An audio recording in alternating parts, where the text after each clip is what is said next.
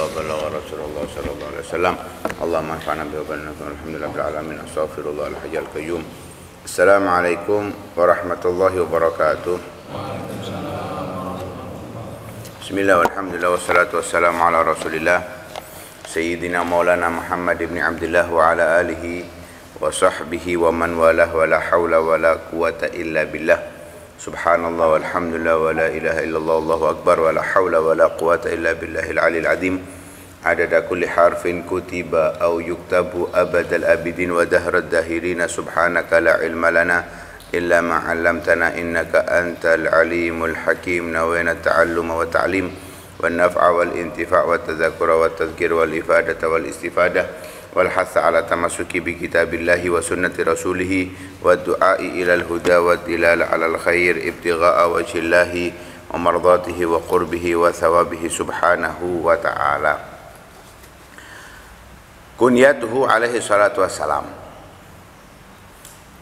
Kunyah yang dimiliki oleh Nabi sallallahu alaihi wasallam. Kunyah itu julukan, panggilan biasanya. Ishtaharatil kuna indal Arab hatta rubbama ghalabat alal asma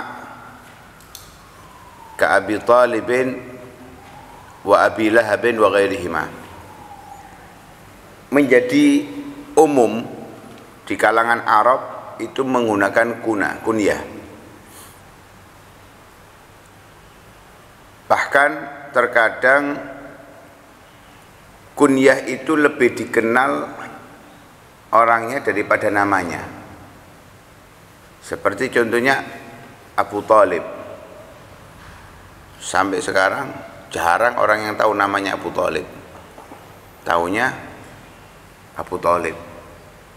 Tahu namanya. Abu Lahab. Abu Lahab itu namanya Abdul Uzza, tapi dipanggil Abu Lahab. Kita kenalnya Abu Lahab. Abu Jahal namanya Amr bin Hisham, tapi kita kenalnya Abu Jahal. Terkadang nama itu kalah dengan panggilan umumnya. Sayyidina Abu Bakar namanya Atik, ada riwayat namanya Abdullah, tapi terkenalnya Abu Bakar. Nah, begitulah yang terjadi di Arab. Lebih sering mereka menggunakan kunyah. Wa yakunu lil wahid kunyatun wahidah fa aktsar. Terkadang satu orang memiliki beberapa kunyah. Nah, seperti Sayyidina Utsman, ada yang meriwayatkan dijuluki dengan Abu Abdillah. Ada riwayat siapa dulu itu? Ada beberapa kunyah panggilan untuk Sayyidina Utsman. Waqad yushtahar bi ismihi wa kunyatihi jami'an. Terkadang ya dikenal kunyahnya, juga dikenal namanya. Seperti Abu Hafsin, namanya Umar bin Khattab, dikenal. Abu Hafsinnya dikenal, Umar bin Khattabnya juga dikenal. Fal ismu wal kunyatu wal laqabu yajma'uhal alam bi fathatain. Nama, kunyah dan laqab ini kalau di dalam belajar ilmu nahwu masuk dalam kategori alam.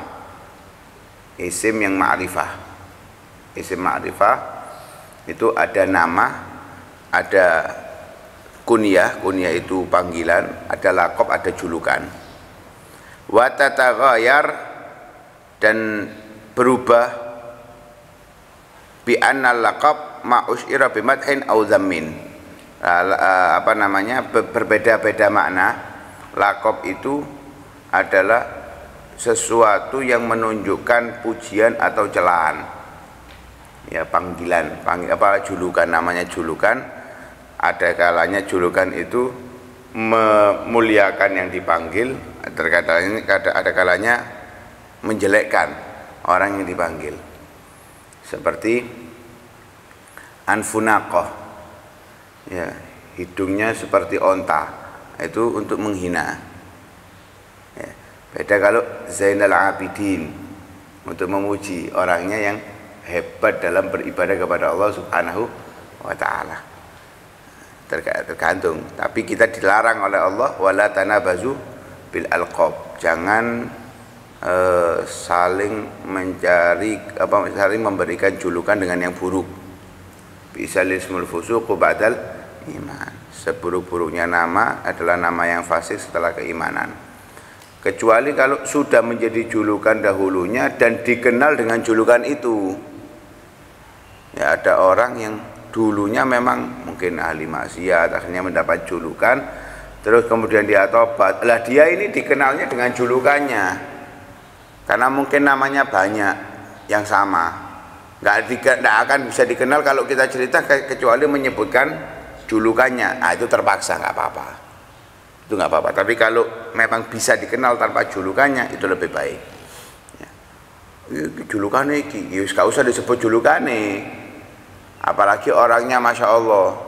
Ya kadang ini yang umum dulu di kalangan kita masih kecil, Habib Husain bin Abdullah dijuluki Husain Patelot.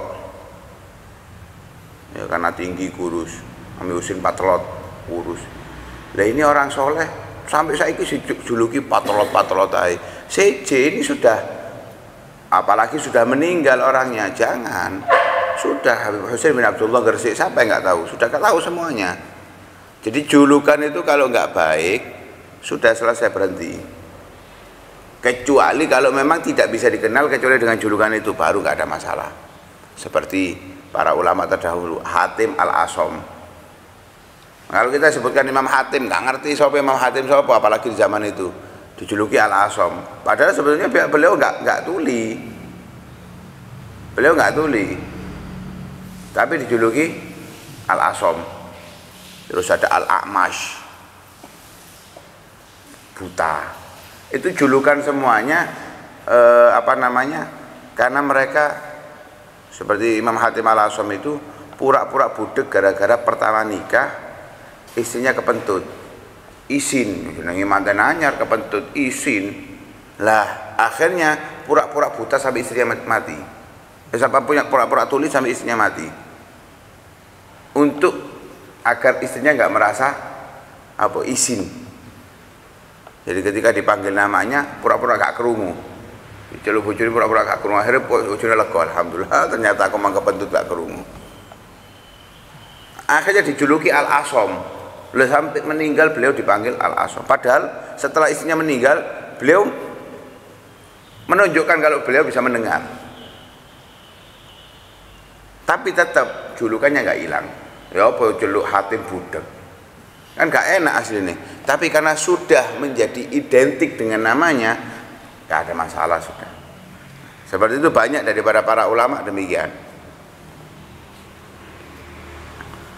Adapun kunyah itu masudirat bi abin wa umin, yang diawali dengan abu atau ummu. Ya, tapi bukan awake dhewe sing ngomong. Abu Zidan misalnya, awake dhewe, bukan. Kunyah itu orang yang memanggil. Lek ngau-ngau awake dhewe yo kabeh iso akhirnya. Jadi kunyah itu orang yang memanggil. Mungkin karena namanya ini sama akhirnya dikasih julukan seperti itu. Atau untuk menyamarkan seperti istri. Nah, kalau di Hadramut itu nyebut namanya istri itu termasuk aib. Ya, bukan aib ya, tapi sesuatu yang risih lah kalau disebut gitu loh. Akhirnya dipanggil dengan nama anaknya yang tertua, Ummu Fulan seperti itu. Ya, seperti kalau kita nyebut istrinya Habib Umar, nggak kita sebut namanya Ummu Salim, Hubaba Ummu Salim. Karena apa? Memang di sana agak risih gitu loh, nyebut nama istri di depan orang itu agak risih. Ya. Jadi yang diawali dengan abu atau ummu. Dan selain itu maka itu adalah nama. Wa kana Nabi sallallahu alaihi wasallam yukanna Abul Qasim liwaladihil Qasim. Nabi itu diberi kunyah dengan Abul Qasim. Ya, Abul Qasim karena anaknya Nabi yang paling tua dalam riwayat adalah Qasim. Ada riwayat Sayyidah Zainab, ada riwayat Qasim. Dan beliau Sayyidina Qasim ini akbar auladi, paling besar anaknya Rasulullah sallallahu alaihi wasallam. Wakhtalafa, berbeda ulama sirah, hal mata qabla bi'sa au ba'da. Apakah beliau ini Al-Qasim ini meninggal sebelum Nabi diutus atau setelah diutus, ada perbedaan ulama. Waqad wulida lahu Ibrahim fil Madinatil Munawwarah min as-Sayyidah Mariyatul Qibtiyah kama sayati mana. Dan beliau juga memiliki anak namanya Ibrahim di Madinah dari budak yang dihadiahkan kepada Rasulullah, Sayyidah Maria Al-Qibtiyah. Akan nanti dibahas. Wa fi hadits Anas anna Jibril qala lin Nabi sallallahu alaihi wasallam assalamu alayka ya Aba Ibrahim. Di dalam riwayat hadis yang diriwayatkan oleh Sayyidina Anas bahwa malaikat Jibril pernah berkata kepada Nabi mengucapkan salam, assalamu alayka ya Aba Ibrahim. Ya, bukan kepada anaknya yang tertua, tapi justru kepada anaknya yang paling kecil. Wa fil hadis an Anas radhiyallahu anhu qala kana Nabi sallallahu alaihi wasallam fi suq fa qala rajulun ya Abul Qasim, yakni yunadi rajulan akhar kunyatuhu Abul Qasim. Diriwayatkan dalam satu hadis Sayyidina Anas, Nabi sallallahu alaihi wasallam pernah di pasar. Kemudian ada orang manggil ya Abul Qasim, padahal nggak niat manggil Nabi, manggil orang yang julukannya Abul Qasim. Faltafatan Nabi sallallahu alaihi wasallam, karena dipanggil ya Abul Qasim, Nabi noleh. Faqala rajul, kemudian orang itu ngomong, ma'aratuka ya Rasulullah, aku enggak bermaksud memanggil engkau ya Rasulullah. Faqala tasammau bi ismi wa la takannau bi kunyati. Kalau kasih nama dengan namaku enggak apa-apa. Tapi kalau panggilan kunyah jangan pakai kunyahku. Ya, karena itu dalam riwayat Abu Hurairah Nabi mengatakan tasammau bi ismi wa la takannau bi kunyati. Pakai namaku boleh tapi jangan pakai kunyahku. Sehingga berbeda pendapat antar ulama tentang diperbolehkannya memakai kunyahnya Nabi. Menurut pendapat masyhur di dalam mazhab Imam Syafi'i haram pakai kunyah Abul Qasim sesuai dengan zahir nas hadisnya. Fa nasu wadihun bin nahyi an takanni bi kunyatihi sallallahu alaihi wasallam. Tapi ada sebagian ulama haramnya itu di masa hidupnya Nabi.